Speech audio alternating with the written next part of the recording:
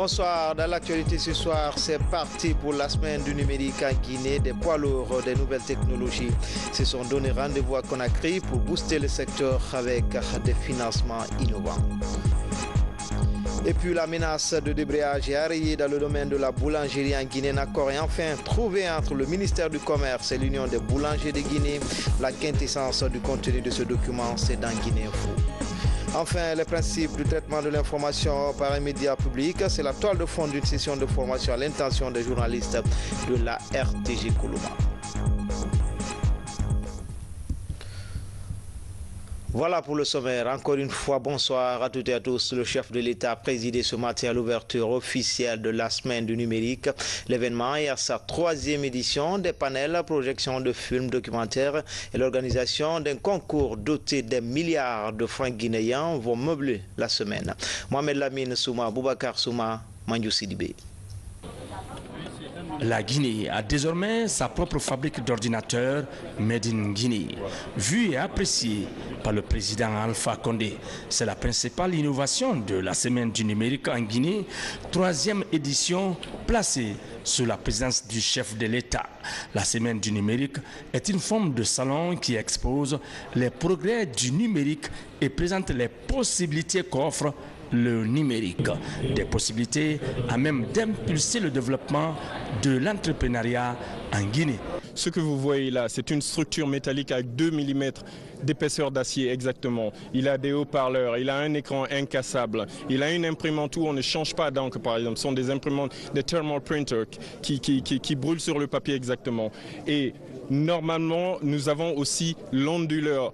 Et là, l'ordinateur peut rester 1 jour, 2 jours, 3 jours. Mais l'avantage, l'innovation dans cet ordinateur, c'est de prendre par exemple un kiosque normal, de le comprimer, de pouvoir tout mettre dans une boîte qui n'a que 7 cm d'épaisseur. Mais de plus, un système d'énergie hybride. Il prend le 220 volts, tel que vous le voyez là, mais aussi il y a l'entrée 12 volts. Donc avec un panneau solaire de 100 watts ou de 200 watts, vous pouvez placer ce kiosque exactement en plein sur un pont de Madina ou bien à Yomu, à Zérékoré, à l'Abbé. Il marchera exactement. La semaine du numérique vise à amener les jeunes à s'impliquer activement dans la mise en œuvre des applications numériques adaptées aux besoins locaux, des besoins liés au développement de l'agriculture, l'élevage et les PME, par exemple. Le développement de la Guinée ne se fera pas sans l'avènement d'une jeunesse dynamique, entreprenante et innovante. Cette jeunesse, qui représente plus de la moitié de la population, joue un rôle économique et social déterminant, puisqu'elle constitue un moteur de croissance pour l'économie en général et l'économie numérique en particulier, en stimulant la créativité, l'innovation et la demande intérieure. Mais pour faire émerger l'économie numérique, un tissu de start-up et de PME formelles, nombreuses et innovantes, est le maillon indispensable à construire.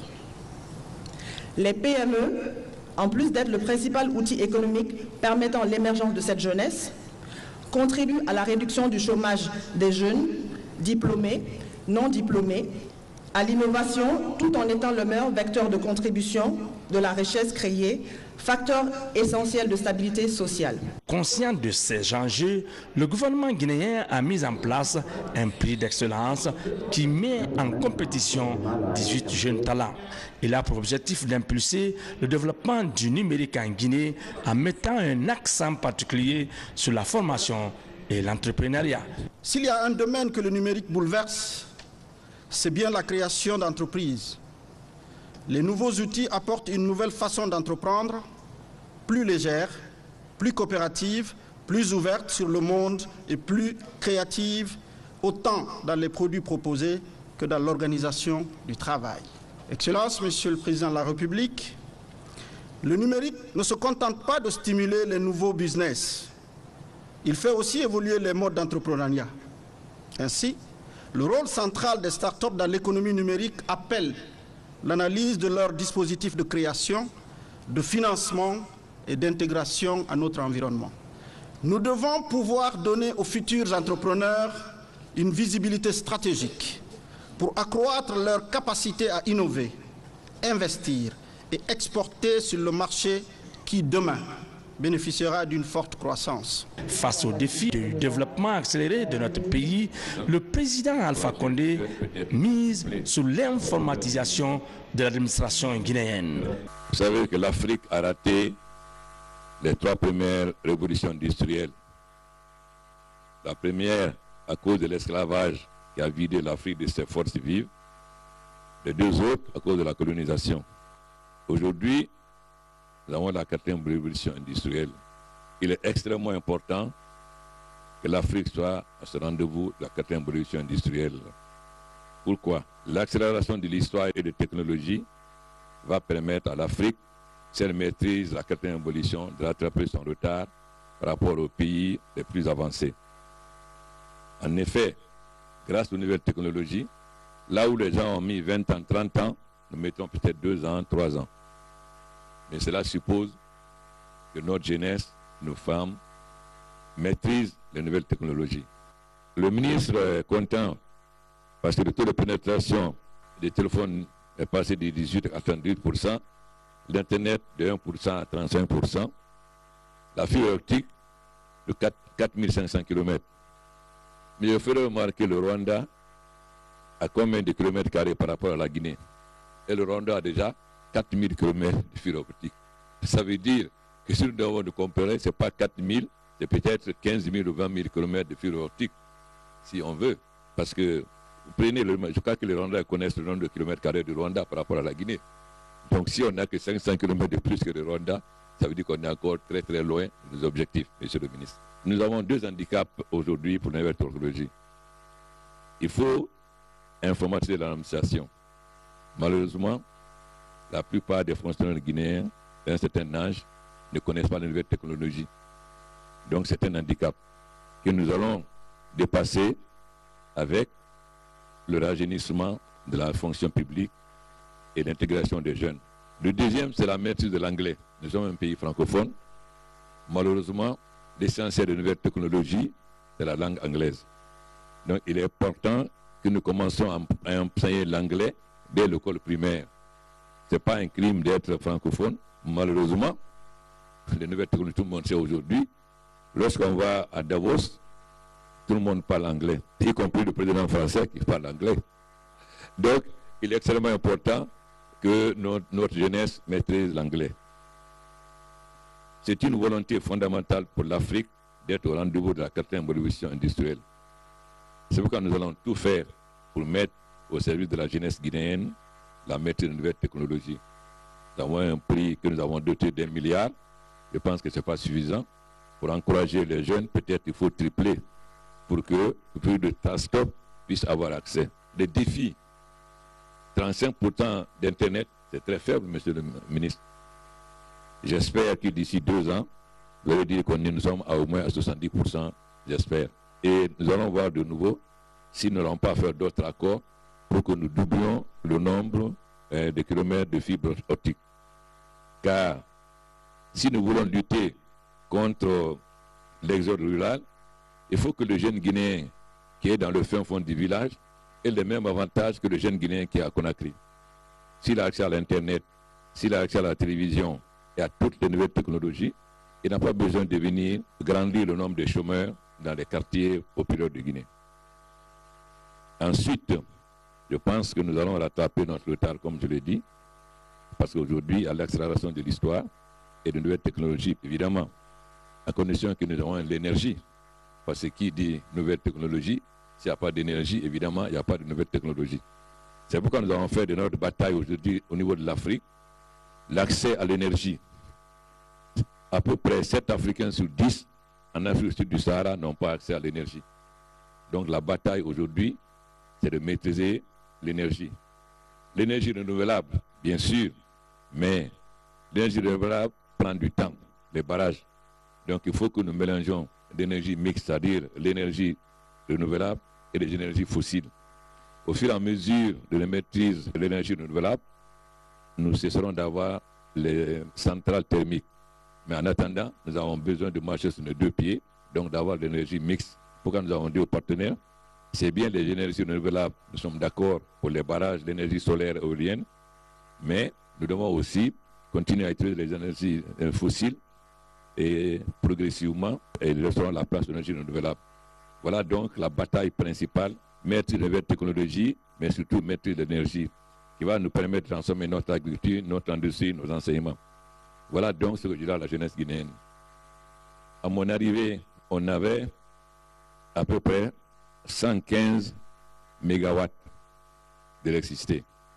D'ici 2020, nous aurons 1000 mégawatts, c'est-à-dire 10 fois plus que la Guinée de 1927 à 2010. Voilà ce qui va permettre à la jeunesse guinéenne de maîtriser de nouvelles technologies. Un film documentaire d'une durée de 5 minutes ayant trait au thème choisi, le numérique au service de l'entrepreneuriat, a été projeté. Ce mardi, le chef de l'État était aussi dans certaines unités industrielles, 5 au total, situées dans la périphérie de Conakry. Professeur Alpha Condé est allé s'enquérir des conditions de travail et du respect des cahiers de charge dans ces différentes unités industrielles. Sanassi Keita. Le président de la République dans les unités de production industrielles du pays. Ce mardi 17 avril 2018, professeur Alpha Condé est à Koya, précisément dans la sous-préfecture de Manéa. 5 usines de cette localité ont eu l'honneur d'être visitées par le chef de l'État pour comprendre leur mode de fonctionnement. Première usine à ouvrir ses portes au président Alpha Condé est bien celle de Topaz. Dans cette usine de fabrication de sachets plastiques, domestiques et industriels, le président de la République a visité avec une attention soutenue toutes les installations. Ici, les responsables de l'usine ont mis cette visite à profit pour expliquer au professeur Alpha Condé le mode de fonctionnement de cette unité industrielle du pays qui emploie à ce jour plus de 1900 personnes. À nos jours, nous sommes à 1975 travailleurs, dont 46 femmes. Elles roulent à feu continu, 24 heures sur 24, sur 5 équipes. Il y a un groupe général qui travaille de 8h à 16h, les 4 autres de 8h à 16h, 16h à 23h, 23h à 8h. Elle produit des matières plastiques.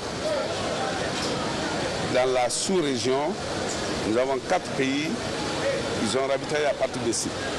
Vous avez le Mali, la Guinée-Bissau, le Libéria, la Sierra Leone. Elle couvre également toute l'étendue du territoire au point de vue besoin en matière de plastique. Juste après cette usine de production de sachets plastiques, domestiques et industriels, nous voici dans cette autre unité industrielle de la société Topaz Multi-Industrie. C'est une unité de production de tuyaux PVC et accessoires. Là également, le président de la République a pris tout son temps pour contempler toutes les différentes installations de cette unité industrielle qui a une capacité de production de 45 tonnes de tuyaux PVC et accessoires par jour. Ici, nous avons une capacité de production actuelle de 45 tonnes par jour et nous nous apprêtons en tout cas à augmenter cette capacité-là. 40% de notre production est exportée vers les pays de la sous-région. Ici, on a en emploi direct, nous avons 68 personnes qui travaillent, 24 heures sur 24, 7 jours sur 7. Et en emploi indirect, nous avons plus de 300 personnes. Sodefa est la 3e unité industrielle à accueillir le président de la République. C'est une usine de fabrication de plusieurs matériaux de construction, tels que les points, les fers à béton, les contreplaqués, les brouettes et tant d'autres. Ici, le président de la République a visité toutes les unités de production des différents matériaux de construction. C'est Sodefa, société de fabrication de fer d'Afrique. Elle a pour objet principal la fabrication de tous les matériaux ferreux de construction. Mais au fil du temps, elle a élargi ses activités par la fabrication des meubles métalliques. Les meubles métalliques, les lits métalliques, les chaises métalliques et autres. Mais principalement, l'atelier que vous êtes en train de visiter maintenant, c'est les tubes carrés. Quand j'ai dit la fabrication de tous les matériaux ferreux de construction, ici, l'atelier fabrique les tubes.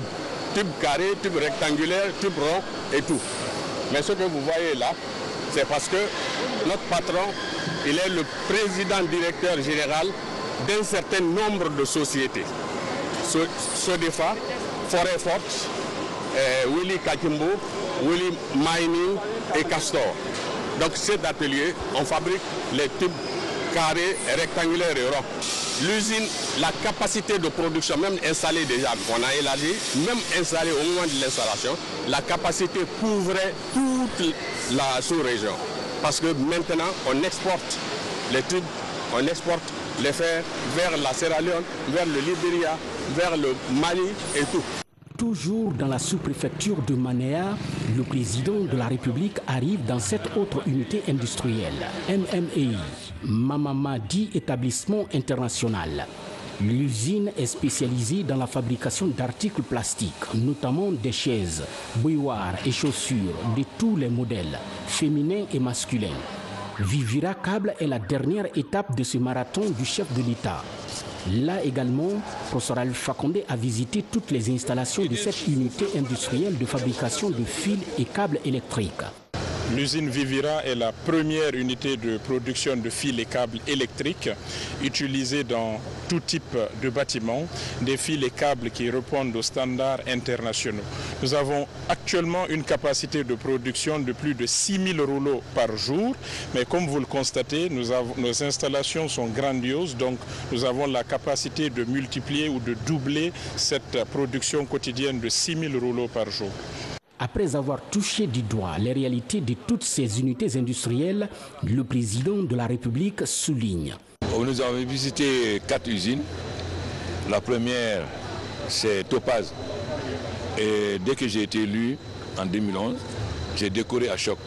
Parce que c'est l'une des rares qui a eu confiance à la Guinée pour faire, c'est l'une des rares usines. Donc je l'ai décoré. Ensuite, je lui ai demandé, parce qu'on était créé en 2002, mais je lui ai demandé maintenant qu'il faut qu'il change de dimension et d'étape. Il fabriquait seulement les trucs comme les brouillettes, etc. J'ai dit qu'il faut qu'il change et qu'il commande de nouvelles machines pour avoir une capacité beaucoup plus large de production. C'est ainsi que lorsque nous devons faire la fibre optique avec Huawei, Huawei voulait commander les tuyaux en Inde. J'ai demandé à Choc s'il est capable de faire le même tuyau. Il m'a dit oui, de lui donner le temps de commander des machines en Allemagne. Il a commandé des machines, il l'a fait, et le tuyau était aussi performant que le tuyau fabriqué en Inde. Donc les 4500 km de fibre optique posés par Huawei a été fabriqué à partir d'ici. Donc c'est des usines qui sont beaucoup modernisées pour couvrir la production de la Guinée. Ça c'est Topaz. Ensuite nous avons visé ce départ qui existait aussi avant. On a demandé de le moderniser. D'abord nous avons demandé qu'ils s'adaptent pour faire des biodégradables parce que nous voulons interdire le plastique. Il faut que ça soit des papiers plastiques qui soient biodégradables, c'est-à-dire qu'on peut détruire. Parce que vous savez que le plastique est très mauvais pour l'environnement, parce que ça bouche le trou, etc. Donc aujourd'hui, il a fait venir des machines, ils font du biodégradable. Donc, ce qui fait qu'aujourd'hui, nous pouvons dire que la Guinée, pour ses besoins de conditions couvre l'ensemble, le ciment, le fer à béton, les points, tout est fabriqué en Guinée. Donc on n'a plus besoin d'importer pour nos constructions. Maintenant, nous avons visité aussi notre usine faite par un Guinéen, Kaba, qui fait les bouilloires, qui fait les chaussures plastiques, etc. et des chaises. Mais lui, il a besoin d'être accompagné pour avoir un accompagnement bancaire pour changer aussi de dimension. Ici, Topaz fabrique les fers à béton et tout ce qu'il faut pour les bâtiments à l'extérieur. Maintenant, lui, il fabrique des choses en cuivre. Ça, c'est pour l'intérieur. Donc on est en train de voir si sa capacité de production peut couvrir les besoins de la Guinée. Alors on va faire comme on a fait pour la farine et le ciment, c'est-à-dire on va faire en sorte qu'il n'y ait plus d'importation. Parce que quand on fait une usine en Guinée, quand l'usine est compétitive et peut couvrir les besoins de la Guinée, on protège l'usine. Donc on fait en sorte qu'il n'y ait pas d'importation. Ce qui est admis par l'OMC comme c'est admis dans le cadre de la CEDEAO. Donc le ministre de l'Industrie et la douane sont en train de travailler pour voir ses capacités. Donc voilà, donc nous avons aujourd'hui notre capacité, vous avez vu les usines de ciment, ce que nous avons vu aujourd'hui, ça dit qu'on n'importe plus que faire le fer à béton, les pointes, tout dont nous avons besoin pour construire en Guinée est fait désormais en Guinée. L'emploi des jeunes et des femmes est aussi l'un des aspects clés que le président de la République soutient dans toutes ces unités industrielles. Aujourd'hui, ils produisent pour la Guinée, ils exportent dans les pays voisins, Mali, Sierra Leone, Libéria, etc. Ils demandent d'augmenter leur capacité de production. Vous savez, avec le développement des mines et de l'industrie, et de l'agro-industrie, nous allons avoir besoin de plus en plus de production. Donc il faut qu'ils augmentent leur capacité de production. Ça veut dire aussi qu'ils augmentent à la fois le nombre d'emplois directs, mais aussi le nombre d'emplois indirects. C'est ça, donc c'est pourquoi notre discussion tourne autour de là, pour que leur capacité de production soit doublée, parce que les besoins de la Guinée, vous voyez, on construit partout, comme on va construire à l'intérieur aussi, et ensuite avec les usines qui vont venir, et nous avons notre plan quinquennal 2020 qui a obtenu 21 milliards, donc il faut que les usines soient en mesure de faire face à nos besoins, donc il faut qu'ils agrandissent leur capacité de production, ce qui va augmenter le nombre de travailleurs directs et aussi indirects. Si l'insertion socio-professionnelle des jeunes et des femmes est soutenue par le président de la République dans toutes ses unités industrielles, Professeur Alpha Condé veille aussi scrupuleusement sur leurs conditions de travail. D'abord, je constate aussi qu'il y a des travailleurs qui travaillent sans gants, et je leur dis que si demain, parce que là, le sous-traitant n'est pas sérieux, il fait, certains ont des gants, d'autres n'ont pas de gants, ils travaillent sur le pointe. Donc tout ça, nous allons voir, parce que vous savez, avec la situation du travail, nous allons voir la situation de tous les travailleurs d'abord, qu'ils soient bien protégés. Vous ne pouvez pas travailler avec sur les pointes sans avoir des gants, parce que ça peut vous piquer. Ensuite, il faut aussi qu'on voit leurs droits. Parce que très souvent, vous savez, comme il manque d'emplois, très souvent les gens acceptent des emplois sans être protégés. Désormais, toutes les usines que nous visitons demandent au travail quelles sont les conditions de travail, est-ce qu'ils sont protégés, est-ce qu'ils sont assurés, à la sécurité sociale pour qu'en cas de maladie ils soient couverts, etc. Tout ça, le ministre de l'Industrie va repasser de nouveau parce que nous avons des gens qui sont des usines clandestines qu'il faut polluer, on va les fermer tous. Ce que nous voulons aujourd'hui, c'est des usines modernes qui respectent l'environnement, la pollution et qui donnent des protections au travail. Toutes les entreprises doivent cotiser à la sécurité sociale pour que leurs travailleurs soient protégés. Donc l'inspection du travail va passer dans toutes les usines pour vérifier effectivement si toutes les usines sont, d'abord quelles sont les conditions de travail, deuxièmement s'ils sont tous assurés. Parce qu'aujourd'hui nous voulons une assurance universelle, c'est-à-dire que l'ensemble des travailleurs soient assurés à 100% pour décider de leur tombe malade ou de leur famille. Donc l'inspection du travail avec le ministre de l'Industrie vont passer dans toutes les usines que nous avons visitées pour regarder si ces conditions sont remplies. Le président de la République a par ailleurs insisté auprès de tous ses responsables industriels de veiller surtout au respect strict des normes internationales. Professeur Alpha Condé leur a enfin promis son soutien nécessaire pour assainir le climat des affaires afin d'augmenter leur production avec le but ultime d'offrir à une frange importante de jeunes des emplois permanents accompagnés par des salaires décents. Dans le reste de l'actualité, la menace de débrayage est arrêtée dans le domaine de la boulangerie. Le ministre du Commerce et l'Union nationale des boulangers de Guinée ont enfin trouvé un accord. La structuration de la chaîne de distribution et de vente du pain, l'accès au crédit et la formation des boulangers sont entre autres points contenus dans ce document signé par les deux parties. Les détails avec Maurice Sidibé. Après plusieurs heures de négociations, le ministère du Commerce et l'Union nationale des boulangers de Guinée parviennent à un accord. La menace de grève annoncée pour mercredi est évitée à quelques jours du mois saint de Ramadan. Les boulangers se réjouissent de l'accord. Les points que nous avons revendiqués, tout est déjà pris en compte par monsieur le ministre du Commerce, avec monsieur le président de la Fédération nationale des artisans de Guinée, avec les industriels, avec le secrétaire général de CNTG, avec le président de l'Union des consommateurs de Guinée. Parmi les points de l'accord, la formation continue des boulangers, l'équipement, l'accès au crédit, l'harmonisation du prix de la baguette et la structuration de la chaîne de vente du pain dans le pays. Unanimement, toutes les parties prenantes ont unanimement décidé de lever le mot d'ordre de grève qui était projeté pour le mercredi. Donc au jour d'aujourd'hui, c'est avec satisfaction que nous annonçons au nom du chef de l'État pour le remercier très sincèrement pour l'initiative, la volonté politique et l'instruction qu'ils nous ont donnée pour travailler dans le sens de ces accords-là. Le remercier, mais aussi en son nom et au nom du Premier ministre, annoncer à l'ensemble du peuple de Guinée que le mot d'ordre de grève a été levé et les boulangers, comme d'habitude, se sont engagés à continuer à produire du pain pour toute la population guinéenne et du pain de bonne qualité, ainsi que les industriels aussi se sont engagés à continuer à produire de la farine de très bonne qualité pour l'ensemble des bénéficiaires. Après la signature de l'accord, les boulangers se sont rendus dans certaines unités de production de farine de la capitale. Le laboratoire, le pont bascule et le service emballage les ont particulièrement intéressés. La qualité de la farine produite sur place est appréciée.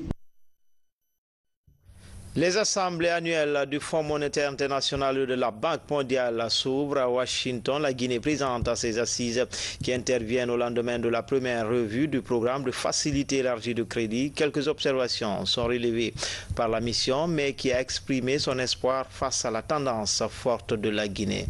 Georgia Albertin, la chef de la mission du FMI, est au micro de notre reporter Kiernos Mandialo.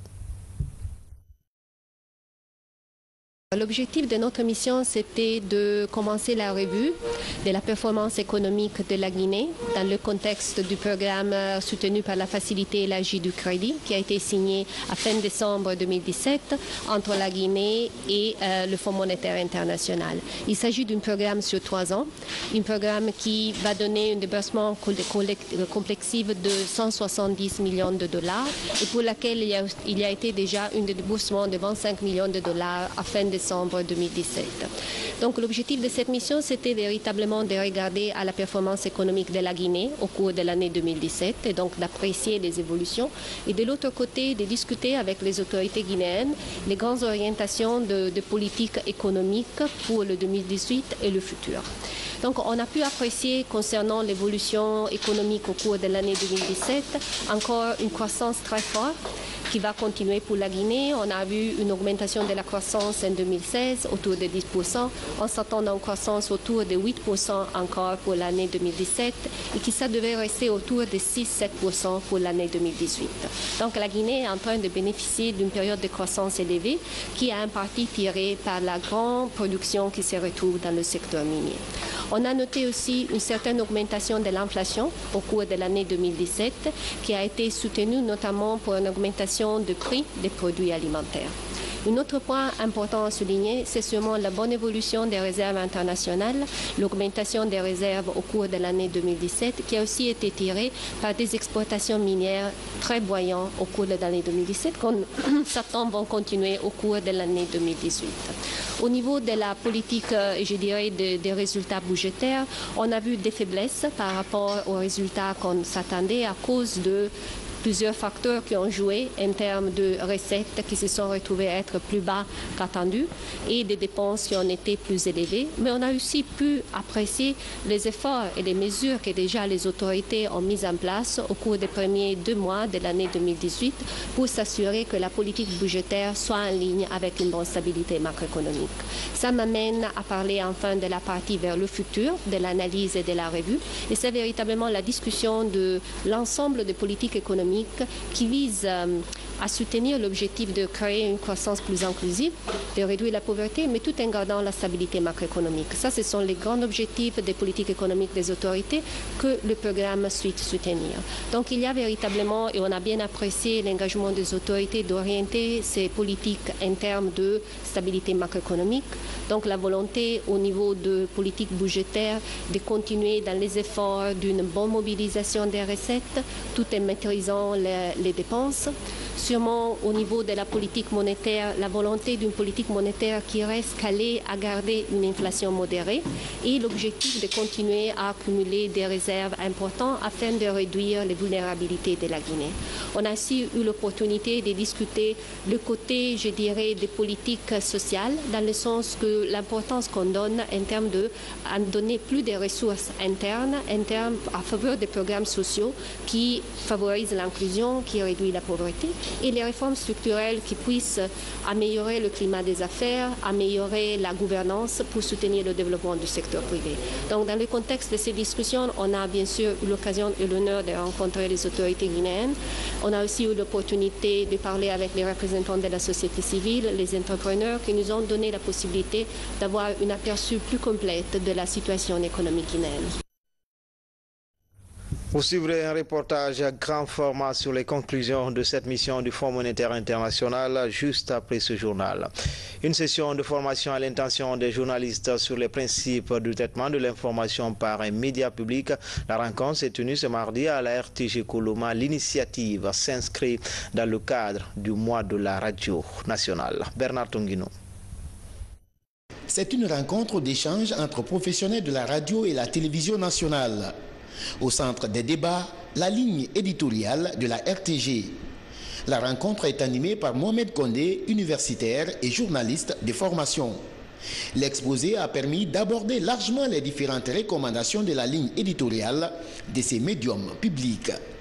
Une manière d'édifier davantage les journalistes dans leur rôle de traitement et de diffusion de l'information publique. Quand le secrétaire général a défini d'abord la ligne éditoriale, il a dit que c'est la raison pour laquelle le média est créé. Et il a donné les grandes lignes, il a donné les grands axes de la ligne éditoriale. Moi, personnellement, je suis édifié. Ce matin, je suis vraiment heureuse de suivre cette formation parce que j'ai appris beaucoup de choses. Ça m'a formé encore de plus et comprendre réellement ce que je dois faire et ce que je ne dois pas faire. Et ça a été un rappel pour nous parce que quand il s'agit de journalisme, on a peut-être exercé pendant des années, mais dire qu'aujourd'hui, nous devons nous positionner par rapport à tout ce qui concerne le développement du pays, c'est vraiment nécessaire. Merci aux conférenciers et de perpétuer cette différente formation pour les jeunes que nous sommes. Cette séance d'échange marque le coup d'envoi d'une série de formations initiées par la Direction générale de la radiodiffusion télévision guinéenne en faveur des travailleurs de la première chaîne médiatique du pays. Une remise à niveau qui vise à renforcer les capacités rédactionnelles des journalistes de la RTG Coloma. La RTG, quand même, c'est le premier média de ce pays. Elle doit être constamment en questionnement. Elle doit faire en sorte que ses ressources soient qualifiées. C'est ce qui fait que nous nous sommes rapprochés du département pour que justement on puisse mettre à contribution le centre de perfectionnement du ministère de la Communication afin que nos journalistes puissent suivre de façon régulière de la formation là-bas, nos techniciens également. Mais cela, avant qu'on en arrive là, dans ce programme consolidé, nous avons estimé qu'il fallait quand même organiser ces ateliers au niveau des deux journaux. Et nous allons partir avec nos ressources, mais aussi celles du département, mais également de nos partenaires éventuellement qui s'intéressent au développement des médias en Guinée. Pendant 3 heures, les échanges ont porté sur les principes de traitement de l'information par un médium de service public, un traitement qui devrait répondre aux exigences de la ligne éditoriale dont l'essentiel porte entre autres sur la préservation de la paix et l'unité nationale ou encore la promotion des actions de développement. En plus bref, les acquis du gouvernement de la Troisième République étaient au centre d'une mission des membres de la mouvance présidentielle dans le sud du pays. En Zérékoré, ces cadres ont invité les populations locales à accompagner les projets de développement du professeur Alpha Condé. Nous y reviendrons dans nos prochaines éditions d'information. Enfin, une délégation de la Commission de développement du Parlement européen dans les locaux de la pharmacie centrale de Guinée, également la jeune chambre universitaire Conakry Trésor initie une campagne de dons de sang et la sous-préfecture de Yembéré, préfecture de Mali, dispose désormais d'une mosquée moderne. La Guinée en bref, c'est avec Younoussa Tawel Kamara.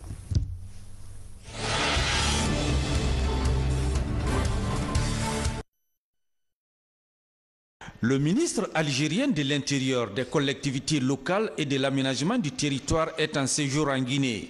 Après son tête-à-tête avec le ministre guinéen en charge de la sécurité, la délégation s'est rendue à l'école de police et de protection civile de Kagbeleng. Une manière pour ces autorités algériennes de s'enquérir des conditions d'apprentissage des policiers guinéens. Cette visite vient dans cet élan de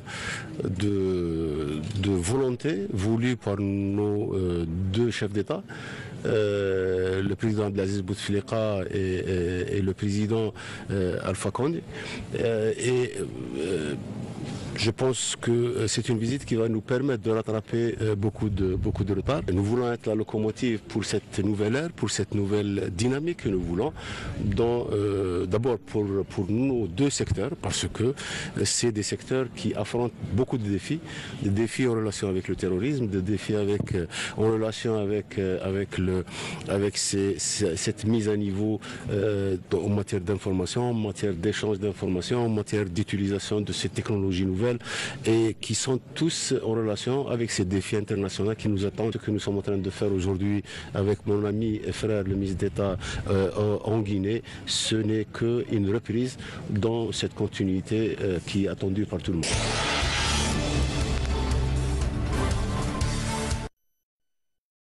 Une délégation de la Commission de développement du Parlement européen dans les locaux de la pharmacie centrale de Guinée. Objectif, visiter les installations de la centrale d'achat pharmaceutique, mais également évaluer l'impact de l'appui du projet PASA financé par l'Union européenne sur la capacité de stockage de la centrale. Au terme des échanges avec le directeur général de la PCG, ces parlementaires européens promettent de faire des plaidoyers auprès des autres partenaires en vue de renforcer le système de chaîne d'approvisionnement des médicaments de la centrale.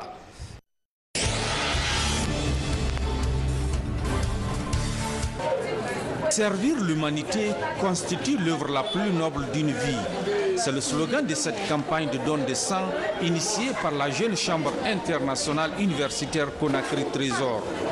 Les centres universitaires de la capitale étaient les cibles de cette campagne. L'objectif, c'est de pousser les gens à donner leur sang, à dire qu'ils fassent un geste symbolique, qu'ils viennent faire aussi leur part dans cette édification d'un système de santé efficace. Alors on leur demande de faire un petit geste en donnant leur sang, parce qu'on a fait le constat qu'actuellement dans notre pays, il y a assez de gens qui meurent chaque jour par manque de sang, et on s'est dit pourquoi ne pas aller vers ces gens qui sont là et qui ont la volonté de sauver des vies et demander un petit geste symbolique.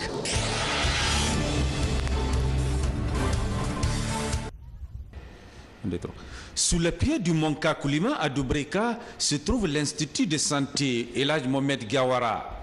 Créée il y a seulement 3 ans, l'école forme les infirmiers d'État et les sages-femmes.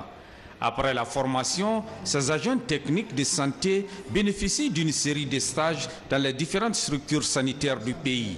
L'idée est d'offrir des soins de santé primaires de qualité aux communautés. Pour rentrer d'abord faire la santé, il faut avoir le niveau terminal. Et c'est des universitaires, des diplômés qui sont chez nous, qui ont fini les études, qui ne trouvent pas à travailler, mais qui viennent chez nous. Parce que dès que tu sors directement, tu as l'emploi.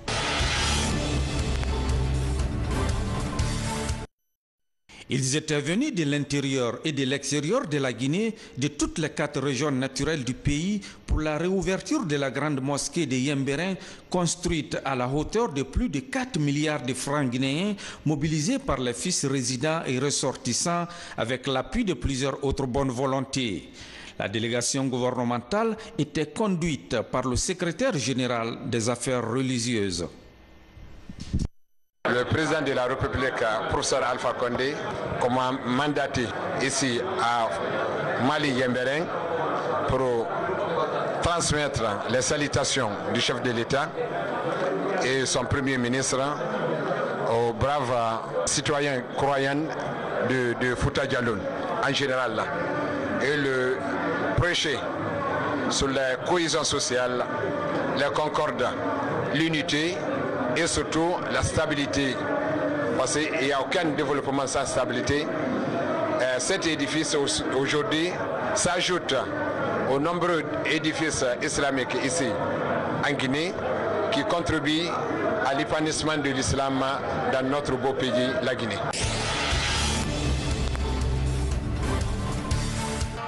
Le président de la Chambre des entreprises publiques, des institutions bancaires, de crédit et d'assurance et des autres organismes soumis au contrôle de la Cour des comptes n'est plus.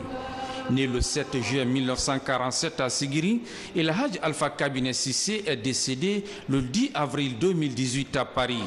Il a participé à la publication du premier rapport annuel d'activité 2016 de la Cour des comptes. El Hadj Alpha Kabine Cissé s'en va, laissant derrière lui une veuve et 8 enfants.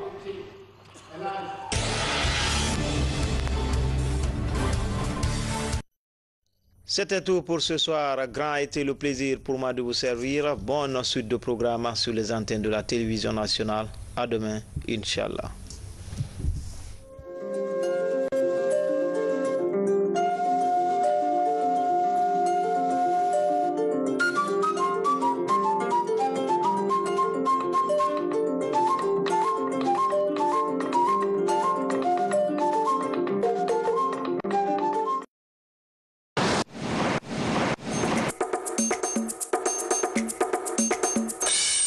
Georges Albertine, chef de mission pour le Fonds monétaire international sur la Guinée. Aujourd'hui, vous venez de clôturer votre mission sur l'AFEC en Guinée, le programme de la facilité élargie de crédit en Guinée. Oui.